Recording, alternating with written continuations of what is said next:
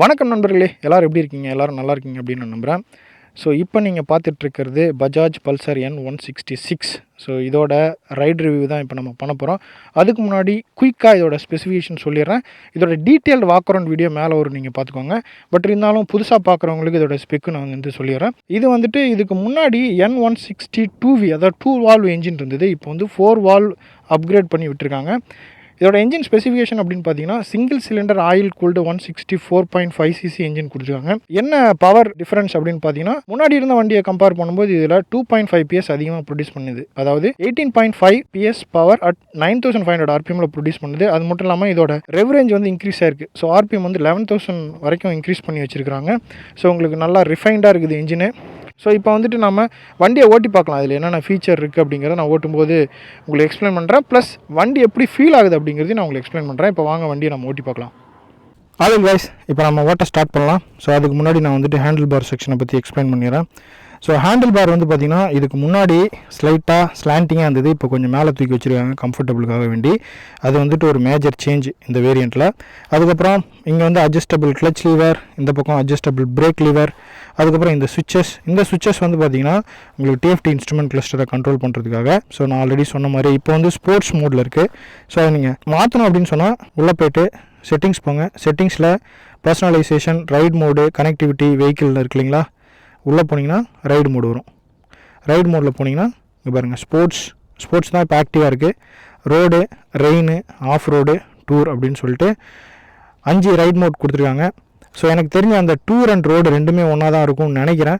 But எனக்கு ஒன்றும் பெருசாக டிஃப்ரென்ஸ் தெரில. பட் ஸ்போர்ட்ஸில் தான் நான் இப்போ வச்சு ஓட்டுறேன். பயங்கரமாக பர்ஃபார்மன்ஸ் இருக்குது. அண்ட் அதுக்கு மட்டும் இல்லாமல் இந்த இன்ஸ்ட்ருமெண்ட் கிளஸ்டரில் உங்களோட ஃபோனை கனெக்ட் பண்ணி இதில் கூகுள் மேப்பை வந்து மிரர் பண்ணிக்க முடியும். அது ரொம்ப சூப்பரான விஷயம். கூகுள் மேப் வந்துட்டு டிஸ்டன்ஸு, டர்ன் பண்ணுறது எல்லாமே வந்து கூகுள் மேப்பில் இருக்கிற மாதிரி காமிக்கும். அப்புறம் மியூசிக்கை வந்து நீங்கள் இங்கே கண்ட்ரோல் பண்ணிக்கலாம். வால்யூம் அப் பண்ணுறது, டவுன் பண்ணுறது, நெக்ஸ்ட் மாற்றுறது, இது எல்லாமே பண்ணிக்கலாம். பாஸ் பண்ணிக்கலாம். கால் வந்தாலும் இங்கேயே நீங்கள் அட்டன் பண்ணிக்கலாம். அந்த மாதிரியான ஒரு சூப்பரான இன்ஸ்ட்ருமெண்ட் கிளஸ்டர் இதில் கொடுத்துருக்காங்க. ஆல்ரைட், நம்ம இப்போ வந்து ரைடை ஸ்டார்ட் பண்ணலாம். ஸோ இதில் வந்து பார்த்திங்கன்னா உங்களுக்கு side stand engine cut off sensor கொடுத்துருக்காங்க. என்ஜின் வந்துட்டு கியர் எங்கேஜ் பண்ணும்போது சைடு ஸ்டாண்ட் இருந்துச்சு அப்படின்னு, கியர் போடும்போது சைடு ஸ்டாண்ட் எங்கேஜ் ஆகிருந்தது அப்படின்னா என்ஜின் வந்து கில் ஆயிரும். Let's get started. ஸோ இப்போ நான் வந்து பார்த்தீங்கன்னா பில்லியனோட ரைட் பண்ணிகிட்ருக்கேன். ஆக்சுவலாக பில்லியனோடவே என்னால் வந்து இதில் 115 டாப் ஸ்பீட் போக முடிஞ்சுது. ஸோ அதை நான் வந்து உங்களுக்கு போடுறேன். எஸ், இந்த வண்டியை நான் ஃபஸ்ட்டு ஸ்டார்ட் பண்ணோன்னே எனக்கு பிடிச்சது என்ன அப்படின்னா அந்த வண்டியோட ரிஃபைன்மெண்ட். ரொம்ப சூப்பராக ரிஃபைன் பண்ணியிருக்காங்க இன்ஜினை. ஸோ 11,000 12,000 RPM வரைக்கும் இந்த வண்டி வந்து போகுது. டார்க் அப்படின்னு பார்க்கும்போது உங்களுக்கு 3,500 RPMலேருந்து டார்க் வந்து வேலை செய்ய ஆரம்பிக்குது. 8,500 RPMல பீக் டார்க் ப்ரொடியூஸ் பண்ணுது 13.4 Nm. பவர் அப்படின்னு பார்க்கும்போது உங்களுக்கு 9,500 RPMல peak power 18.5 PS power produce பண்ணுது. இதில் வந்து பார்த்தீங்கன்னா கிரால் டெக் அப்படின்னு ஒன்று கொடுத்துருக்காங்க. அதாவது அந்த மிகப்பெரிய ஃபீச்சர். இந்த கிரால் டெக் அப்படிங்கிறது ஒவ்வொரு கியர்லேயுமே நீங்கள் வந்துட்டு ஆக்சிலரேட் பண்ணாமல் வண்டி கிராவல் ஆகி போயிட்டுருக்கும். இப்போ பாருங்கள், நான் ஆக்சிலரேட்டரை கம்ப்ளீட்டாக விட்டுட்டேன். 5th கியரில் இருக்க வண்டி ஆஃப் ஆகவே இல்லை, கிளச்சும் பிடிக்கல, கிராவல் ஆகி போயிட்டுருக்கு பாருங்கள்.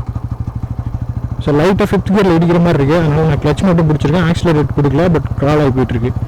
4th கியரில் நான் கம்ப்ளீட்டாக ஆக்சிலரேட் வந்து கொடுக்கல, கிளச்சு கம்ப்ளீட்டாக விட்டுட்டேன், ஆனால் வண்டி மூவ் ஆகி போயிட்டுருக்கு பாருங்கள். சூப்பரில். சிட்டியில் வந்து பார்த்தீங்கன்னா டிராஃபிக்கில் உங்களால் கிளச்சை போட்டு அழுத்திக்கிட்டு இருக்க முடியல, bumper to bumper traffic, slow மூவிங்னா நீங்கள் தாராளமாக இந்த மாதிரி கியரை போட்டு விட்டுட்டு 2 கையுமே ரிலாக்ஸ் பண்ணிக்கலாம். நீங்கள் 3rd கியரில் 16 வரைக்கும் போகுது. 2nd கியரு பாருங்க, 1st கியர் ட்ரை பண்ணலாம். எஸ், 8 வரைக்கும் போகுது. ஸோ இதெல்லாமே வந்து ஒரு சூப்பரான ஃபீச்சர், ப்ராக்டிக்கலான ஃபீச்சர் அப்படின்னு சொல்லலாம். இன்றைக்கி இருக்கிற டிராஃபிக் வேர்ல்டில் நீங்கள் அந்த வண்டியை ஈஸியாக கம்யூட் பண்ணுறதுக்கு யூஸ் பண்ண முடியும். லாங் ட்ரிப் போகிறீங்க அப்படின்னு சொன்னால் வீக்கெண்ட்லேயும் உங்களால் யூஸ் பண்ணிக்க முடியும். இதில் வந்துட்டு 100ல் வந்துட்டு நீங்கள் சூப்பராக க்ரூஸ் பண்ண முடியும், என்ஜினை ஸ்ட்ரெஸ் பண்ணாமல். 90 to 100 வந்து ஸ்வீட் ஸ்பாட்னு சொல்லுவோம். அதுக்கு மேலே போனீங்கன்னா 110 ஈஸியாக போகுது. பட் 110ல் போகும்போது நீங்கள் 110 150 தான் மேக்ஸிமம் போகுது. ஸோ அது வந்து ஒரு பீக் பவரை நீங்கள் வந்துட்டு அச்சீவ் பண்ணுறதுக்கு இன்ஜினை நீங்கள் ஸ்ட்ரெஸ் பண்ணிட்டே இருக்கிற மாதிரி இருக்கும். அண்ட் இது வந்து பார்த்தீங்கன்னா oil cooled system, 4 valve engine அப்படிங்கிறதுனால உங்களுக்கு நல்லாவே தெர்மல் மேனேஜ்மெண்ட் சிஸ்டம் பண்ணியிருக்காங்க. ஸோ வண்டி வந்து சீக்கிரமாக ஹீட்டப் ஆகாது, மைலேஜ் சீக்கிரமாக ட்ராப் ஆகாது, இன்ஜின் வேர் அண்ட் டயர் சீக்கிரம் ஆகாது அப்படின்னு சொல்லியிருக்காங்க. 5th கியர் ரிலாக்ஸ்டாக ரைட் பண்ண முடியுது. 5th கியரில் நான் பிக்கப் எடுக்கிறேன். 4000 RPM, 5000 RPM, 64, 65.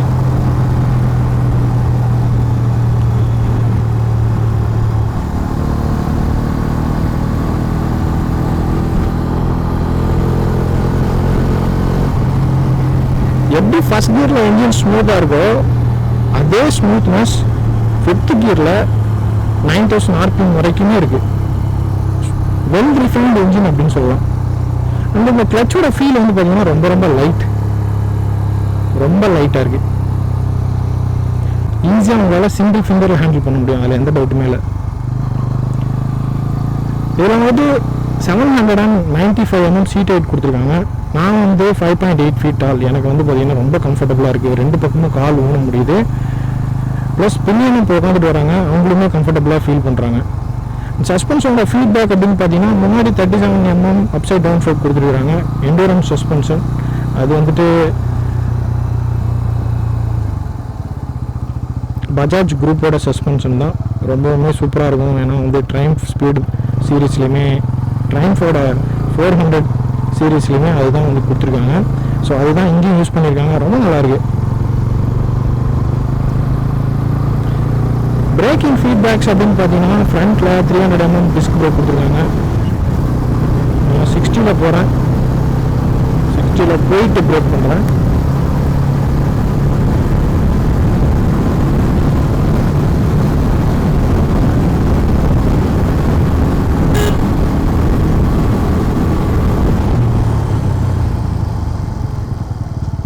எஸ், பிரேக்கிங் வந்து பார்த்தீங்கன்னா ஷார்ப்பாக இருக்குது. ஃப்ரண்ட் பிரேக், ரியர் பிரேக் வந்து ஸ்லோவாக தான் ப்ராக்ரஸ் ஆகுது. டுவல் சேனல் ஏபிஎஸோட வருது. ஸோ அதனால் வந்துட்டு உங்களுக்கு ரியர் வீல் பாப்பப் ஆகும், ஸ்கிட் ஆகுங்கிற பிரச்சனை இல்லை. பிரேக்கிங் வந்துட்டு நல்லா சூப்பராக பிடிக்குது.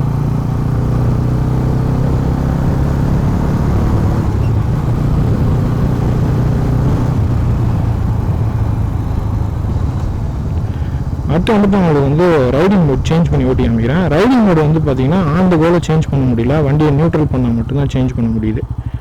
So menu, settings, ride mode, sports ஆக்டிவில் இருக்குது. நான் ரோடு போகிறேன். Ride mode change in progress. Okay. உங்களால் இன்ஸ்ட்ருமெண்ட் கிளஸ்டர் கிளியராக பார்க்க முடியுதுன்னு தெரியல, பிகாஸ் ஆப்போசிட்டில் சன்லைட் ஹெவியாக இருக்குது. ஸோ இது வந்துட்டு இப்போ ரோடு மோடில் இருக்கேன். இங்கே பாருங்கள், ரோடு அப்படின்னு சொல்லி தெரியுதா. இது வந்து கொஞ்சம் ஸ்லோவாக பவர் டெலிவரி இருக்குது.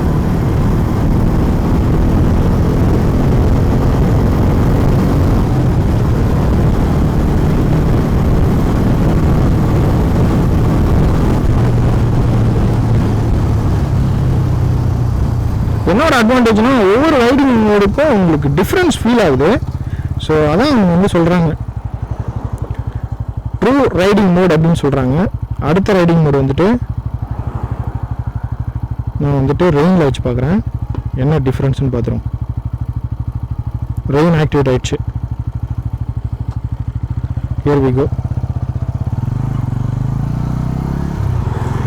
எஸ், ரெயின் ரெயின் மாதிரி காமிக்கிறாங்க பாருங்கண்ணா, ஒரு கிராஃபிக்ஸு. மேலே ரெயின் அப்படிங்கிறது சேஞ்ச் ஆகிடுச்சு. இது பாருங்க, நான் எவ்வளோ இருக்கணும், ஸ்லோவாக தான் ஆர்பிஎம் வந்து ரைஸ் ஆகுது.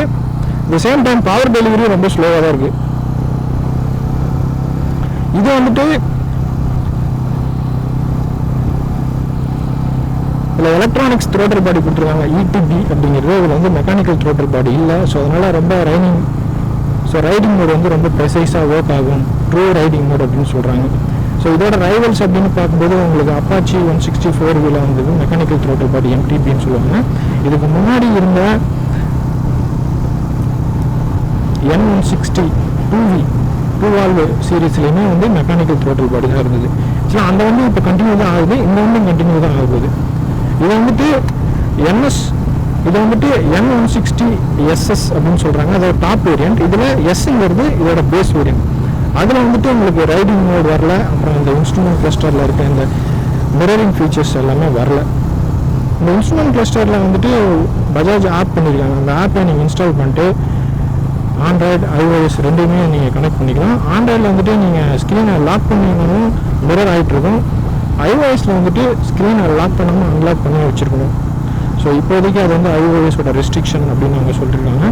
ஃப்யூச்சரில் அதையுமே வந்து லாக் பண்ணுற மாதிரி பண்ண முடிஞ்சால் அவங்க பண்ணிடுவாங்க அப்படின்னு நான் நினைக்கிறேன். அடுத்ததோட மைலேஜ் அப்படின்னு பார்த்தீங்கன்னா 44 வந்து கிளைம் பண்ணுறாங்க பிராண்ட்லேருந்து. ஸோ இதுக்கு முன்னாடி இந்த 212 சீரீஸு 47 கிட்ட மைலேஜ் கொடுத்துது. பட் இதில் வந்து பவர் பம்ப் அப் பண்ணியிருக்கிறதுனால மைலேஜ் கொஞ்சம் ட்ராப் ஆகிருக்கு. ஒரு 3-4 கிலோமீட்டர்ஸ் வந்து மைலேஜ் ட்ராப் ஆகிருக்கு. ஸோ இந்த சேஞ்சினால நான் ஃபீல் பண்ணுறது என்னென்னா, இன்ஜினோட ரிஃபைன்மெண்ட் வந்து பயங்கரமாக இன்க்ரீஸ் பண்ணியிருக்கிறாங்க. நல்லாவே ரிஃபைண்ட் ஆகிருக்கு. பட் இன்ஜின் ரிஃபைண்ட் ஆனாலுமே அந்த எக்ஸாஸ்டோட கிரண்ட் அப்படியே தான் இருக்குது. அந்த எக்ஸாஸ்டோட சவுண்டில் அது அண்டர்பெல்லி எக்ஸாஸ்ட்டு அதே மாதிரியான சவுண்டு தான் வருது.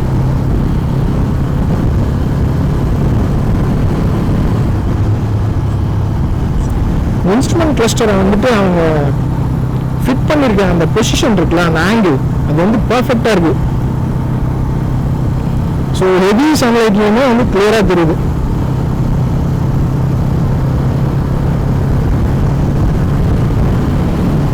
என்எஸ் சீரீஸ்க்கும் என் சீரீஸ்க்கு என்ன டிஃப்ரென்ஸ்னால், என்எஸ் வந்துட்டு liquid cooled engine 6 speed transmission கொடுத்துருக்காங்க. அதில் 5 ஸ்பீட் டிரான்ஸ்மிஷன் தான் கொடுத்துருக்காங்க. இது வந்து ஆயில் கூல்ட் இன்ஜின் கொடுத்துருக்காங்க. அதில் இன்னும் அக்ரெசிவான பவர் டெலிவரி இருக்கும். இதில் வந்துட்டு ப்ராக்ரெசிவான பவர் டெலிவரி கொடுத்துருக்காங்க. பட் ஒரு 90 to 100 க்ரூஸ் பண்ணுறீங்க அப்படின்னா இது வந்துட்டு ஒரு சூப்பரான வண்டி அப்படின்னு நான் சொல்லுவேன்.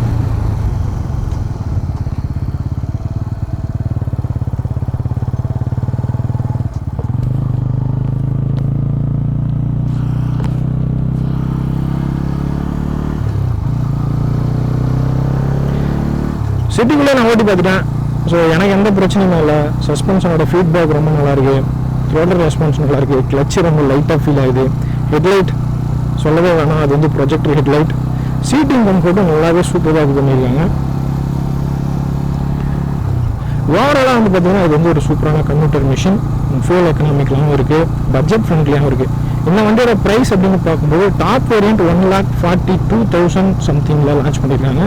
42,500 சம்திங் வருது. அது மாதிரி பேஸ் வேரியன்ட் 1,33,500 ஆர் 300 சம்திங் வருது. டெல்லியோட எக்ஸ்ஷோரூம் ப்ரைஸ். நான் தமிழ்நாட்டில் என்ன எக்ஸ்ஷோரூம் ப்ரைஸ் அண்ட் டிஸ்கிரிப்ஷன் பாக்ஸில் நான் போடுறேன், நீங்கள் பார்த்துக்கோங்க.